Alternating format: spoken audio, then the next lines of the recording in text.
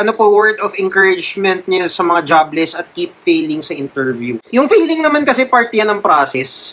Part ng process ang pag-fail. Mag-fail ka talaga. Ang advice ko lagi is, kailangan mong pumunta sa at least 20 interviews. Kung hindi ka nagpunta sa 20 interviews, ibig sabihin hindi ka seryoso sa paghanap ng trabaho. So, you have to keep showing up. Dapat ang nagfe-fail sa'yo, company.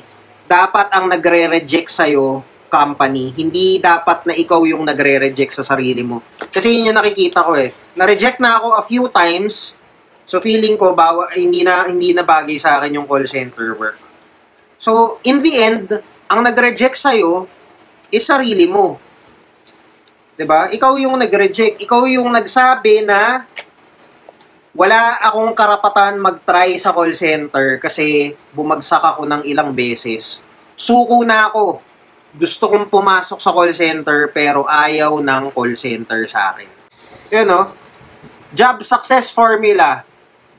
100 online job application. 20 interview. 'Di ba? 5 job offers. 1 best job. Ito yung formula ko. Ginagawa ko to mula 2005. Yung income ko went from 6,000 a month to kung ano man yung income ko ngayon.